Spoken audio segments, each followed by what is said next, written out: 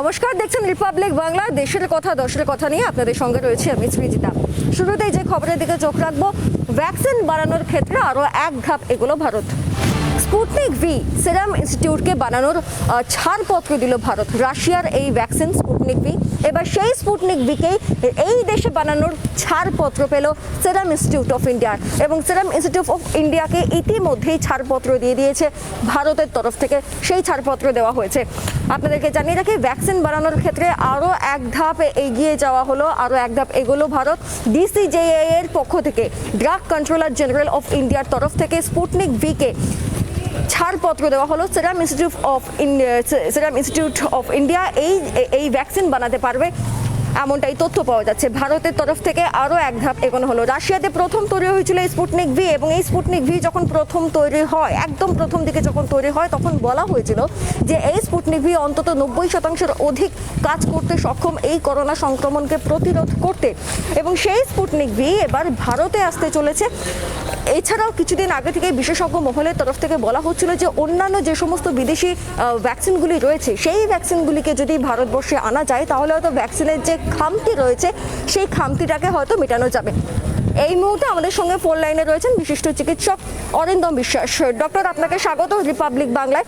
এবং যে পদক্ষেপ নেওয়া হলো যে ভারতে এবার স্পুটনিক ভি তৈরি হতে চলেছে, সিরাম ইনস্টিটিউটের তরফ থেকে ডিসিজিআই ইতিমধ্যেই ছাড়পত্র দিয়েছে, এটা এই ভ্যাকসিনেশনের দিক থেকে কতটা গুরুত্বপূর্ণ হয়ে উঠলো ডক্টর?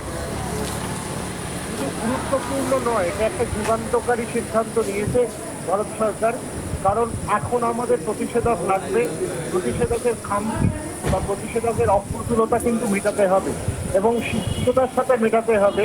সেই ক্ষেত্রে এই যে একটা পদক্ষেপ নেওয়া হলো, সেটাকে আমি স্বাগত জানাই এবং দেশবাসীর পক্ষে একটা ভালো খবর, মঙ্গলময় খবর বলবো। এই সময় একটা এই সময়ের মধ্যে ভ্যাকসিন আরো বাড়বে, মানুষ ভ্যাকসিন পাবে, আর অপ্রতুলতা হয়তো দেখা যাবে না। এই বছরের শেষে যদি প্রতিষেধক দিয়ে দেওয়া যায়, আমরা কিন্তু এই রোগটাকে প্রতিহত করতে পারবো এবং রোগটা আর জটিল রোগ হবে না, সামান্য রোগ হিসেবে চিহ্নিত হবে।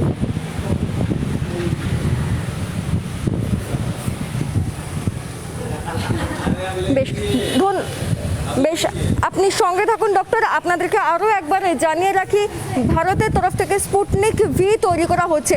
ডক্টর, এই যে স্পুটনিক ভি, রাশিয়া অনেকদিন আগেই এই ভ্যাকসিনটি তৈরি করেছিল এবং তখন যেটা জানানো হয়েছিল এই কর্মক্ষমতা অনেক বেশি।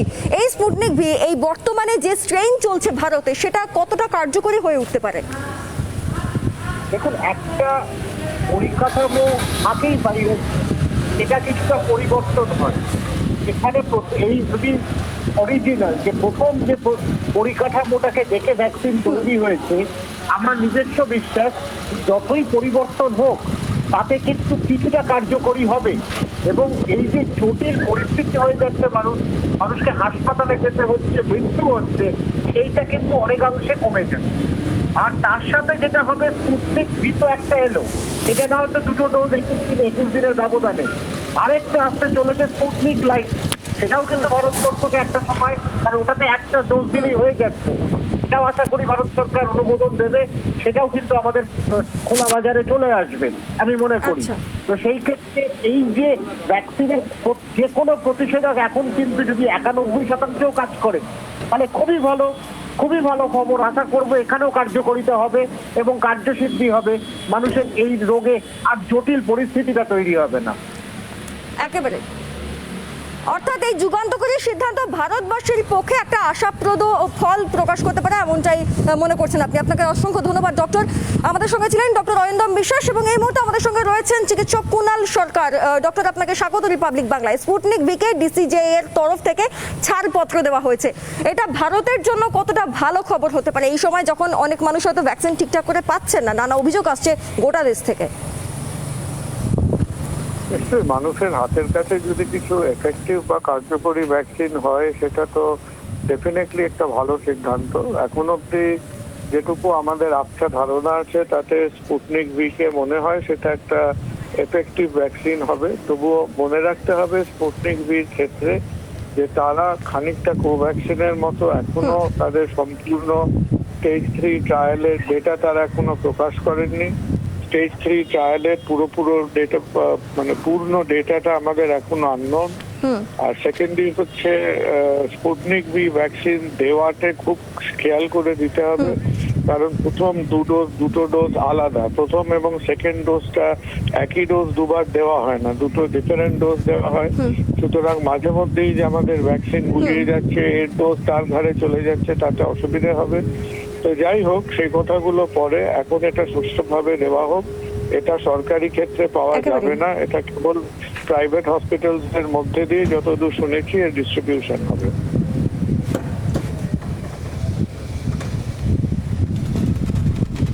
বেশ, ধন্যবাদ ডক্টর। আমরা কথা বলছিলাম বিশিষ্ট চিকিৎসক কুণাল সরকারের সঙ্গে।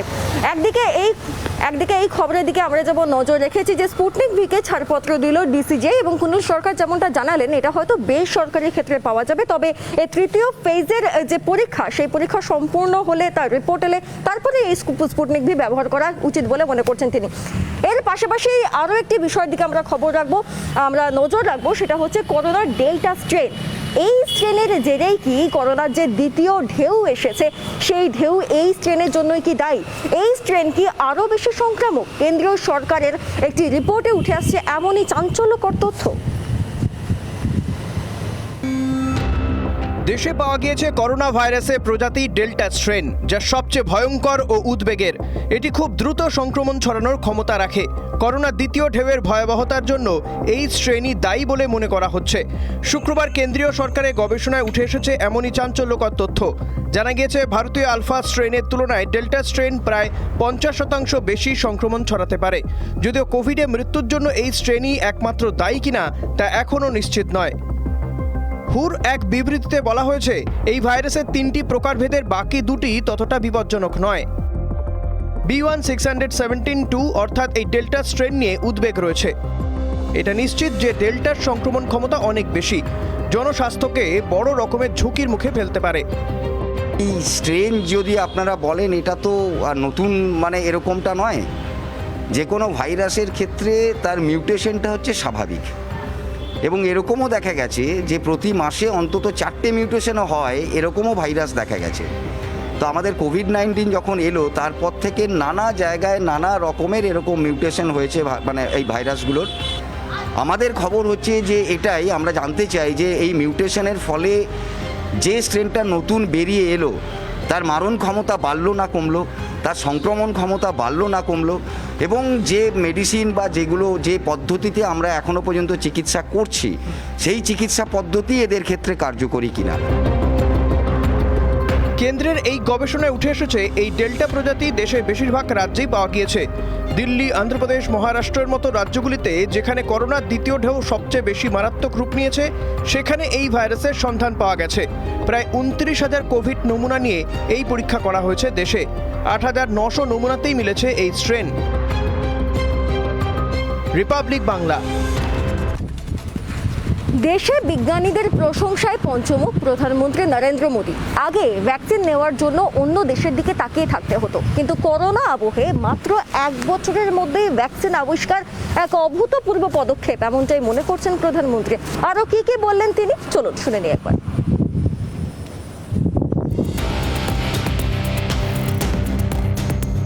দেশে করোনা মহামারীর দ্বিতীয় ওয়েভ চলছে। ধীরে ধীরে কমছে সংক্রমণের গ্রাফ। কিন্তু সবকিছুকে ছাপিয়ে যারা এই করোনাকালে মানুষের পাশে এসে দাঁড়িয়েছেন, সেই চিকিৎসক, নার্স সহ করোনা যোদ্ধাদের ভূয়সী প্রশংসা করলেন প্রধানমন্ত্রী। CSIR এর বৈঠকে প্রধানমন্ত্রী দেশে বিজ্ঞানীদের প্রশংসায় ভরিয়ে দিলেন। তার বক্তব্য, দেশের বিজ্ঞানীদের জন্যই মাত্র 1 বছরে ভ্যাকসিনে আত্মনির্ভর হতে পেরেছে ভারত।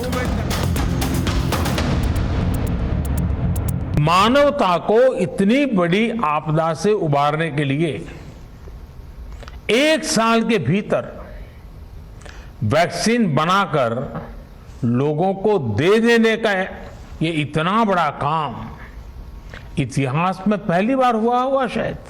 कोई खोज दुनिया के दूसरे देशों में होती थी तो भारत को उसके लिए कई साल तक इंतजार करना पड़ता था। लेकिन आज हमारे देश के वैज्ञानिक दूसरे देशों के साथ कंधे से कंधा मिलाकर मानव जात की सेवा करने में जुटे हुए हैं, चल रहे हैं। हमारे वैज्ञानिकों ने 1 साल में he made in India corona vaccine बनाई और देशवासियों के लिए उपलब्ध करवा दी। দেশের দৈনিক সংক্রমণের হার কমছে, কিন্তু তা বলে যে আত্মতুষ্টির কোনো জায়গা নেই তা এদিন মনে করিয়ে দিয়েছেন প্রধানমন্ত্রী। করোনা প্রতিহত করতে যে নিয়ম মেনে চলা হচ্ছে তা যে আগামী দিনগুলিতেও কঠোরতার সঙ্গে পালন করতে হবে তাও বলেন নরেন্দ্র মোদী। রিপাবলিক বাংলা।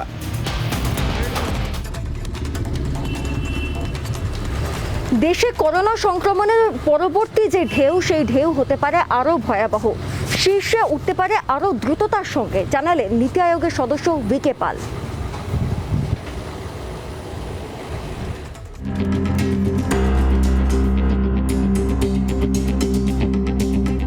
গোটা দেশ জুড়ে করোনার দ্বিতীয় ঢেউয়ের গ্রাফ এখন নিম্নমুখী, কমেছে আক্রান্ত ও মৃতের সংখ্যা। এরই মাঝে করোনার পরবর্তী ঢেউ নিয়ে সতর্ক বার্তা দিলেন নীতি আয়োগের আধিকারিক ভিকে পাল। বাহ্যিকভাবে পরিস্থিতি নিয়ন্ত্রণে মনে হলেও আদেও তা নয়, কারণ করোনা ক্রমাগত তার গতি প্রকৃতিতে বদল আনছে। ভিকে পাল আরও জানান, যদি ডিসেম্বর জানুয়ারি মাসের মতো কোভিড বিধি না মেনে সামাজিক দূরত্ব বিধি বজায় না রেখে মানুষ স্বাভাবিক জীবনযাপন শুরু করে, তাহলে পরিস্থিতি আরও ভয়াবহ হবে। কোভিডের তৃতীয় ঢেউয়ের প্রভাব পড়তে পারে শিশুদের উপরেও। যত ধীর গতিতে সমস্ত কোভিড বিধি মেনে এগোনো যাবে, ততই করোনার প্রকোপ কমবে। হতেও পারে সঠিক নিয়ম মানলে সংক্রমণের আর কোনো ঢেউই আসবে না। নীতি আয়োগের আধিকারিকের মতে এটা কোনো সহজ প্রক্রিয়া নয়। কোভিড-19 ভাইরাসকে এক জায়গা থেকে অন্যত্র যাতায়াতের কোনো সুযোগই দেওয়া যাবে না। প্রসঙ্গত, গত 24 ঘন্টায় দেশে কমেছে করোনা সংক্রমণ এবং মৃতের হার। দেশে গত 24 ঘন্টায় আক্রান্ত 1,32,364। দেশে গত 24 ঘন্টায় সুস্থ হয়েছেন 2 লক্ষাধিক। রিপাবলিক বাংলা।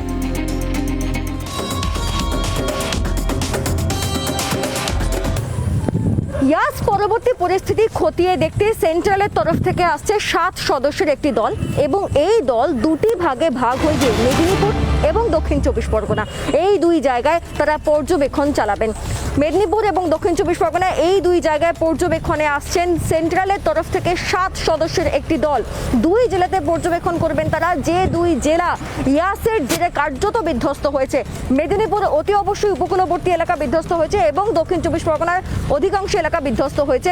এই নিয়ে আসছে 7 সদস্যের একটি দল। আমাদের সঙ্গে রয়েছেন প্রতিনিধি অর্ণব মজুমদার। অর্ণব, বিস্তারিত তোমার থেকে 7 সদস্যের দল ঠিক কিভাবে কাজ করবে রাজ্যে এসে? দেখো, যেটা দেখা যাচ্ছে যে কেন্দ্রীয় সরকারের তরফ থেকে 7 সদস্যের প্রতিনিধি দল 6 তারিখ সকালবেলায় তারা কলকাতায় নামবে। তারপর কিন্তু একটি দল হাওড়ার ডুমুরজোলা স্টেডিয়ামে যাবে, সেখান থেকে হেলিকপ্টারে কিন্তু তারা যাবে দক্ষিণ 24 পরগনার পাথর প্রতিমা এবং তার সংলগ্ন অঞ্চল যেখানে ইয়াসের প্রভাব পড়েছে সেই এলাকায়। এবং তার পরবর্তী ক্ষেত্রে আমরা দেখেছি আরো একটি দল, অর্থাৎ যে 7 জনের যে দল আসবে তারা দুটো ভাগে বিভক্ত হয়ে আরো একটি দল বাই রোড এখান থেকে কিন্তু যাবে দীঘা এবং পূর্ব মেদিনীপুর জেলার বিভিন্ন অংশে, অর্থাৎ যে ইয়াস কবলিত যে এলাকা সেই এলাকায় কিন্তু তারা পরিদর্শন প্রক্রিয়া চালাবে এবং সেখানে গিয়ে তারা ডিএসডিএতে কিন্তু একটা বৈঠকও করবে এবং বৈঠক করবার পর তারা কিন্তু এখানে ফিরে আসবে। 9 তারিখে তারা কলকাতায় আসছে এবং 9 তারিখে কিন্তু তারা কলকাতা থেকে ফিরে যাবে। এর মধ্যে ইয়াস কবলিত এলাকায় তারা পর্যবেক্ষণ চালাবে, যার মধ্যে কিন্তু কেন্দ্রীয় স্বরাষ্ট্র মন্ত্রকের দপ্তরের একজন আধিকারিক রয়েছেন। এছাড়াও বিভিন্ন দপ্তরের আধিকারিকরা কিন্তু সেই দলে উপস্থিত থাকবেন। তারা রাজ্যের প্রশাসনিক কর্তাদের সাথে বৈঠক করবেন, বৈঠক করে সেখানকার পরিস্থিতি সম্বন্ধে জানতে চাইবেন এবং সেখানে ডেভেলপমেন্টের কাজ হয়েছে। অর্থাৎ আমরা জানি যে প্রধানমন্ত্রী এসেছিলেন, তিনি একটা অ্যামাউন্ট কিন্তু ইতিমধ্যে অ্যালট করেছেন এবং সেখানে কি কাজ হয়েছে এবং সেখানে আরো কোনো সাহায্যের প্রয়োজন রয়েছে গোটা বিষয় সম্বন্ধে কিন্তু আলোচনা হবে। একেবারে সেই সমস্ত বিষয়টাই খতিয়ে দেখা হবে। ধন্যবাদ অর্ণব। ইয়াস পরবর্তী পরিস্থিতি খতিয়ে দেখতে এসছে 7 সদস্যের একটি দল এবং তারা 2 জেলায়, মূলত দক্ষিণ 24 পরগনা এবং মেদিনীপুর এই 2 জেলায় তারা পর্যবেক্ষণ করবেন এবং আরও কোনো প্রয়োজন রয়েছে কিনা, ওই এলাকায় কি কি প্রয়োজন রয়েছে সেই সমস্ত বিষয়গুলি খতিয়ে দেখবেন। আমরা চোখ রাখবো পরবর্তী খবরের দিকে। অল ইন্ডিয়া সার্ভিস ক্যাডারে যে সকল অফিসাররা রয়েছেন অবসরপ্রাপ্ত, তাদেরকে চুক্তিভিত্তিক কাজের ক্ষেত্রে পুনর্নিয়োগের একটা সিদ্ধান্ত নেওয়া হয়েছে এবং এই সিদ্ধান্ত নিয়েছে বা এই ছাড়পত্র দিয়েছে vigilance commission, national vigilance commission. এবং এখান থেকে যাবতীয় ছাড়পত্র, যারা চুক্তিভিত্তিক হিসেবে কাজ করবেন সেই সমস্ত যাবতীয় ছাড়পত্রও নিতে হবে এই ন্যাশনাল ভিজিলেন্স কমিশনের তরফ থেকেই।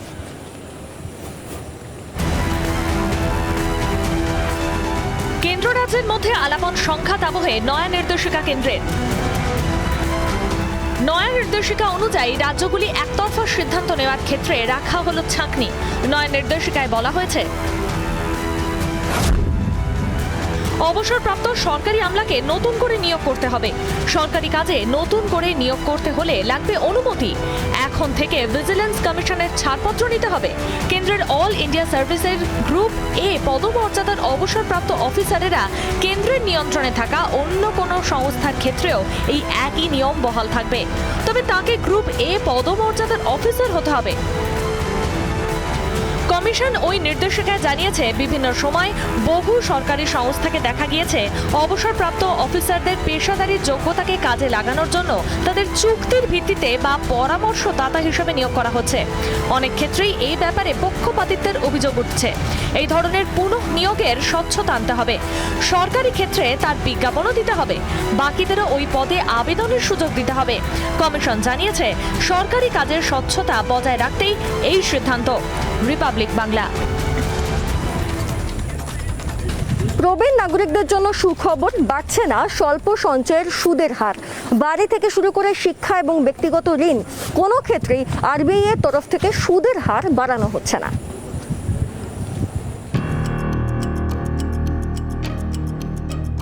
করোনা পরিস্থিতিতে বিশ্বের অন্যান্য দেশের মতোই ভারতের অর্থনৈতিক অবস্থায় ব্যাপক ধাক্কা লেগেছে। আয় কমে যায় রোজগেরেদের। টানা লকডাউনে সবথেকে বেশি প্রভাব পড়েছিল গাড়ি শিল্প ও নির্মাণ শিল্পে, যেখানে সবথেকে বেশি অসংগঠিত শ্রমিকের রুটি রুজিতে টান পড়েছিল। করোনার জেরে বন্ধ হয়েছিল শিল্প কারখানা উৎপাদন। বাজারে চাহিদা থাকলেও যোগানে ঘাটতি ছিল। মানুষের হাতে কমতে শুরু করেছিল নগদের যোগান। আবারও পাইকারি ও খুচরো বাজারে ধাক্কা লেগেছে। ফলে বাজারে নগদের চাহিদা ও জিনিসের ঊর্ধ্বগামী দামে লাগাম টানতে গুরুত্বপূর্ণ সিদ্ধান্ত নিয়েছে ভারতের কেন্দ্রীয় ব্যাংক আরবিআই। ঋণের সুদের হার অপরিবর্তিত থাকছে। গাড়ি, বাড়ি, শিক্ষায় ঋণে বাড়ছে না সুদের হার। অপরিবর্তিত থাকবে ব্যাংকে জমা টাকার ওপর সুদের হার। স্বল্প সঞ্চয়ে একই সুদ পাবেন প্রবীণ নাগরিকরা। বাজারে অর্থের যোগান থাকবে, নিয়ন্ত্রিত থাকবে জিনিসের দাম।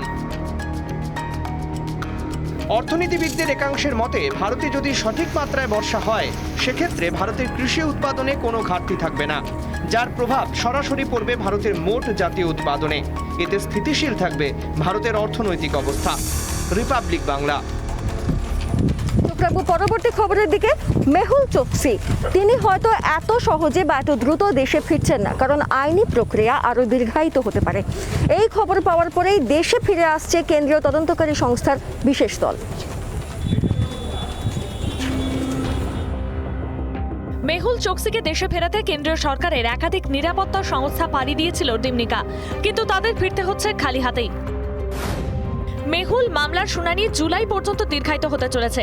দিন কয়েকের মধ্যে মেহুলকে দেশে ফেরানোর সুযোগ নেই। সূত্রের খবর, দেশে ফিরছে কেন্দ্রীয় তদন্তকারীদের বিশেষ দল। মেহুলকে দেশে ফেরাতে যাবতীয় আইনি প্রস্তুতি সেরে রাখা হচ্ছে, বিবৃতি দিয়ে জানিয়েছে ভারতের বিদেশ মন্ত্রক। মেহুল চোকসির আইনজীবী ইতিমধ্যেই আদালতে তাঁর মক্কেলের জন্য জামিনের আবেদন করেছেন। মেহুলের বিরুদ্ধে ওঠা অভিযোগের সঙ্গে জড়িত আছে ইন্টারপোলের নোটিশ সহ একাধিক গুরুত্বপূর্ণ দিক। সেসব দেখিয়ে আপাতত জামিন দিতে চাইছে না আদালত। মেহুলের আইনজীবী জানিয়েছেন, মেহুলকে ভারতে ফেরানো যাবে না, কারণ সেক্ষেত্রে এই প্রত্যর্পণ হবে অ্যান্টিগার সংবিধান বিরোধী। রিপাবলিক বাংলা।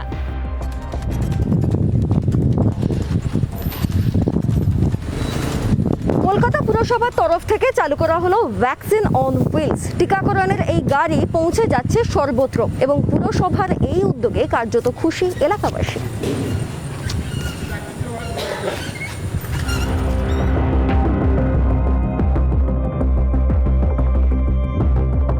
রাজ্যে করোনার গ্রাফ কিছুটা নিম্নমুখী হলেও এখনো দৈনিক আক্রান্তের সংখ্যা 8,000-এর বেশি। কোভিড পরিস্থিতি নিয়ে উদ্বিগ্ন প্রশাসন। সংক্রমণের মাত্রা কমলেও করোনা মোকাবেলায় একমাত্র অস্ত্র ভ্যাকসিনেশন। তাই সংক্রমণ এড়াতে মানুষের সুবিধার্থে ভ্যাকসিন অন হুইলসের পাশাপাশি এবার চালু হলো ড্রাইভিং ভ্যাকসিনেশন। শুক্রবার শহরের একটি বেসরকারি মলে শুরু হলো কলকাতা পুরসভার ড্রাইভ ইন টিকাকরণ কর্মসূচি। উপস্থিত ছিলেন ফিরহাদ হাকিম। আসলো আমাদের ভ্যাকসিনেটররা যারা রয়েছেন তারা ভ্যাকসিন দিলেন, তারপর তার সাথে সাথে রেজিস্ট্রেশন হয়ে গেল, তিনি গাড়ি চালিয়ে চলে গেলেন। আমরা অনুরোধ করবো যে গাড়িটা নিয়ে এদের পার্কিং লটে আধ ঘন্টা ওয়েট করতে এসি চালিয়ে। যদি আধ ঘন্টা আমাদের অবজারভেশন টাইম লাগে, আধ ঘন্টা যদি কিছু হয় ডাক্তারও রয়েছে, ডাক্তার অ্যাটেন্ড করবে। করোনা মোকাবেলায় কলকাতা পুরসভার ড্রাইভ ইন টিকাকরণ কর্মসূচি এক অভিনব উদ্যোগ। সাধারণ মানুষের কাছে টিকাকরণ কর্মসূচি পৌঁছে যাবে চটজলদি। টিকা পেয়ে খুশি সাধারণ মানুষ। আর এটা খুবই ভালো ড্রাইভ হয়েছে ওয়েস্ট বেঙ্গল গভর্নমেন্ট আর কোয়েস্ট মালের, যে এত সুন্দর সহজভাবে এখানে ভ্যাকসিনেশন লেগে যাচ্ছে। I am really thankful to all of them. Vaccine নিয়ে আধ ঘন্টা মলের পার্কিংয়ে গাড়ি নিয়ে অপেক্ষা করবেন। কোনো অসুবিধে হলেই গাড়ির লাইট জ্বালিয়ে দিলেই তৎক্ষণাৎ গাড়ির কাছে পৌঁছে যাবেন চিকিৎসক, জানালেন মলের এমডি দিলীপ সেন। সমস্ত ইনফ্রাস্ট্রাকচারাল অ্যারেঞ্জমেন্টটা করেছি, আর কেএমসি ভ্যাকসিন দিয়েছে, ভ্যাকসিনেটর দিয়েছে। তার যে এখানকার যে ফেসিলিটিগুলো সেগুলো সমস্ত আমরা অর্গানাইজ করেছি। এটার হচ্ছে কিন্তু 45 বছর এবং তার ঊর্ধ্বের লোকেদের জন্য, 45 বছরের তলার লোকেদের জন্য এটা হচ্ছে না। এবং এটা আপাতত হচ্ছে খালি ফার্স্ট ডোজের জন্য। এই ফার্স্ট ডোজের জন্য যে ভ্যাকসিন। টিকা নিতে কলকাতা পুরসভার অভিনব উদ্যোগের প্রশংসা করেছেন সাধারণ মানুষ। কেএমসির উদ্যোগে এই যে গোটা পরিকল্পনা, এই পরিকল্পনাকে কার্যত সাধুবাদ জানাচ্ছেন সাধারণ মানুষ, এবং যারা ইতিমধ্যেই ভ্যাকসিন নিয়েছেন তারাও যথেষ্ট খুশি এই সহজ পদ্ধতিতে ভ্যাকসিন পেয়ে। ক্যামেরায় দেবাশিস রায় চৌধুরীর সঙ্গে সচিন রক্ষিত, রিপাবলিক বাংলা, কলকাতা। এবার চোখ রাখবো আবহাওয়ার খবরের দিকে। নিম্নচাপের হাত ধরেই রাজ্যে ঢুকছে বর্ষা। উত্তর বঙ্গোপসাগরের উপরে একটি নিম্নচাপ তৈরি হচ্ছে বলে পূর্বাভাস দিয়েছে আবহাওয়া দপ্তর, এবং এর জেরেই 11 জুনের পর মৌসুমী বায়ুর প্রবেশ ঘটবে এই রাজ্যে।